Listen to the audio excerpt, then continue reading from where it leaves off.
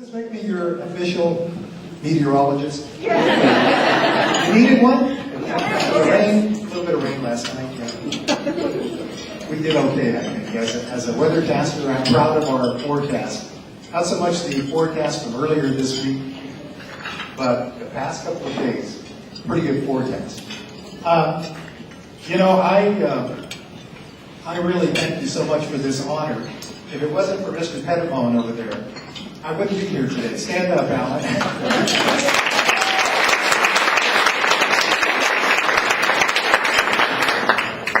Alan invited me, actually twisted my arm a couple times. He even came out to our big Fresno fair and twisted my arm a little bit more.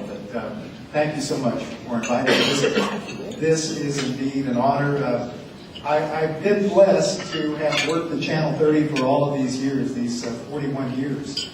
And, I just signed a contract for one more year.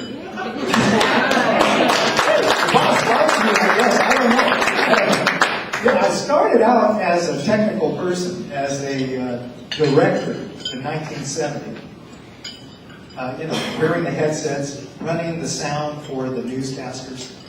And I was very comfortable in that position, but as Cheryl mentioned, in 1976, I went in to get my paycheck. I went in just on a day off. The family was out in the car, and my supervisor said, "Stalis, get in here." So immediately, I thought he was going to talk about a discrepancy report or something like that from some of the errors that I made in those early days. But he said, "Angelo, you're going to take over the weathercasting duties from Don Elliott, who had stepped down from the position." And how many of you are from the central San Joaquin Valley here? Perhaps you know that name. You remember the name Don Elliott? I know Alan said he did. Don trained me in those first few days. I kept trying to tell my boss that I did not want to continue in this position. I wanted to be a director. But weathercaster, not so much. And they said, "Don't worry about it. It'll only take a couple of weeks, and then we'll find a permanent replacement." That's now 5 years later. I'm still looking down the hallway, waiting for them to do that. Alan, I didn't mention this. Almost didn't make it here today. I woke up this morning and went out to take horseback riding lessons. And the person put me on the horse. Everything was fine for a couple of minutes. And then the horse got out of control, started to gallop, and my foot was caught in the stirrup. But fortunately, the manager at Kmart came outside and unhooked me.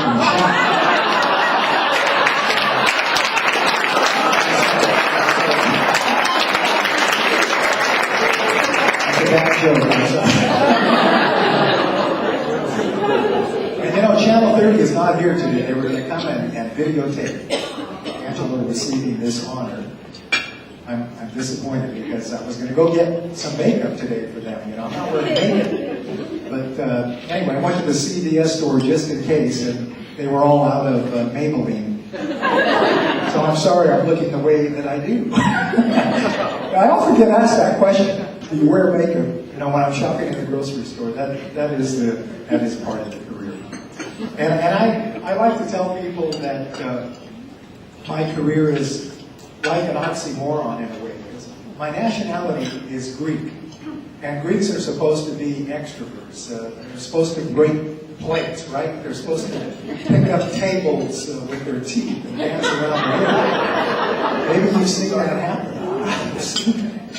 But I'm nowhere near being that extrovert.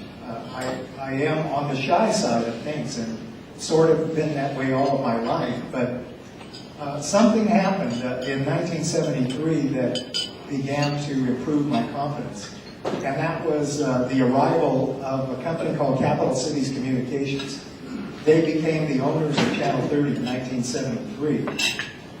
And I think a lot of people don't really know that name, Capital Cities.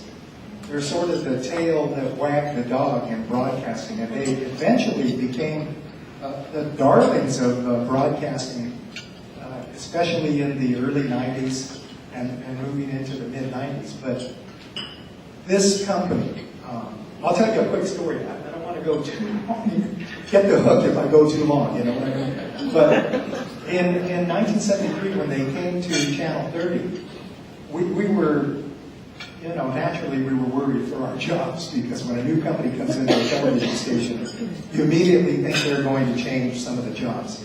They did not. In fact, I can vividly remember that gathering in the studio where the new managers, the new owners said to us that they were going to hire more people. They were going to buy more equipment. We were floundering in the ratings in those early days. We were really having trouble competing. But more importantly, they said, we're going to involve Channel 30 in the community. And that really has been their legacy all of these years. Some of them are in their 90s now and retired back in New York.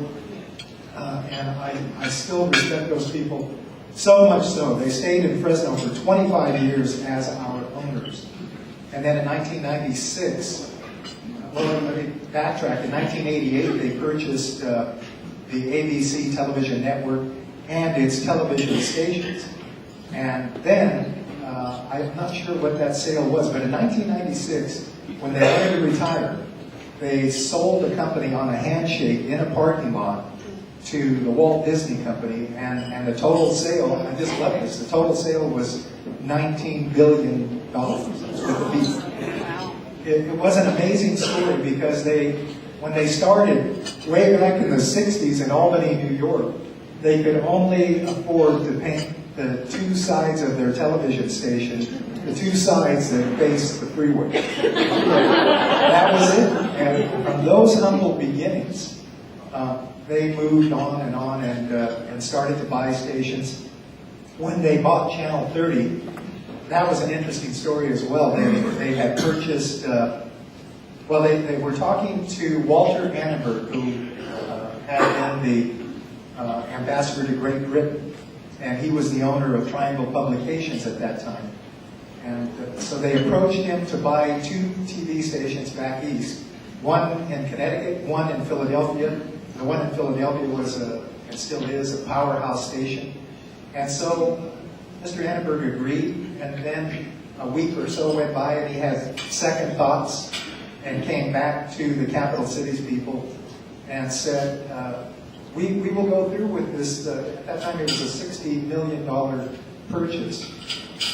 We will go through with that if we throw in Fresno, California, Channel 30, Fresno, California, for another $10 million and make it $70 million. And so the capital cities folks looked at each other and they said, fine, that's fine. We accept. And the deal was consummated. And when the Annenberg people went back to London, my boss, the chairman of the company at that time, turned around and said to his fellow employees and fellow supervisors, he said, "Where the hell is Fresno?" That is a quote from the person who was there. But God bless them, when they came to town, it was just a new life for us. As I said, we were in the doldrums, and they just turned things around. They gave us a spirit of competition. Even though a lot of folks here in town were saying, you're going to be owned by a company from New York, and what good can that be for this local community? And nothing was further from the truth. These people really engaged us to get into the community. They instilled the spirit of making top quality newscasts go on the air, whereas before, I have to admit, we were not quite so proud of our newscasts. But because they hired more people, we improved in that regard. And things just constantly improved at Channel 30. To this day, we are indeed leaders of the community. But, throughout that, in those early days, I even became a better television director. I had fewer discrepancies. I did a lot better job recording some of the shows at Channel 30. I remember getting a note, though, from one of the Cap City's managers who said, "Angelo, you could do a better job than what you did on this talk show. And I was the director, a fill-in director. And wow, when I got that note, I thought, wow, this is really a tough thing to get, because I didn't know if I would last, because this company was really a progressive company. But I approved. They helped me, and so we continued to get involved in the community, as Cheryl mentioned, with telethons, with the Boys and Girls Clubs. Valley Children's Hospital, it's now called Children's Hospital. We did so many telethons for that hospital that it did your heart good to participate in that. And they eventually turned the telethon into a drive to build a brand new facility. And those who live here know that it's out in Madero County. Just a spectacular facility to take care of our kids here in Central California. And it's well respected statewide and nationally. But their influence really came through our newscasts. I think that I always go back to that when I look at some of the people that we have hired over the years who have led our station, who have done a good job of presenting the newscast. That has really allowed everything else to fall into place. And so, as a weathercaster, starting out in 1976, it wasn't so easy. Things were kind of tough in those days. Lack of confidence again. But as the days went on and that 2 weeks went by, I really began to gain more confidence. And I think I'll just leave you with this. As Cheryl mentioned, that I've gone out in the community, and public speaking was really not my forte in the early years. You know, I could talk to a camera and have no problems with stress, but public speaking, as you know, is a difficult thing many times. It depends on your stress level, your confidence level, and your preparation. But as the years went by, I grew more confident.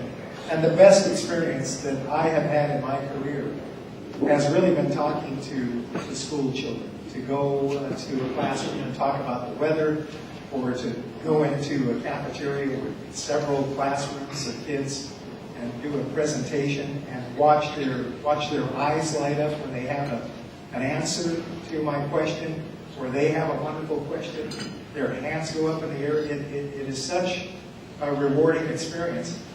And believe it or not, again, back in those 80s and perhaps late 80s, when a kindergarten teacher or a preschool teacher would call me, I was reluctant because I didn't quite know how to communicate with those youngsters. But as the years went by, I learned the tricks of our trade to read a book and show them some simple symbols of the weather. And when they come up to us, when they come up to me at the end of a little talk, those little preschoolers and kindergartners, and give us a hug, that really makes the business of broadcasting well worth it. Ladies and gentlemen, thank you so much for today's honor. It's a pleasure to receive this award, and thank you so much for listening.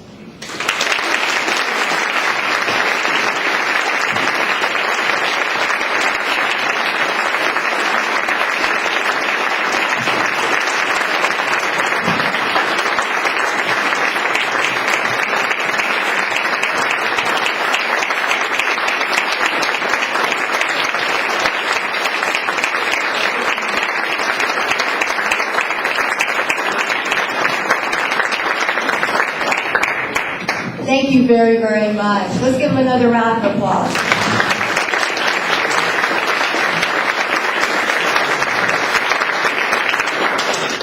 I have the pleasure of giving you this award, one of the highest honors of Toastmasters can bestow. Toastmasters International Communication Leadership Award, presented by District 33, to Angelo Stalis for outstanding service to his community and industry through communication leadership, November 12th, 2011.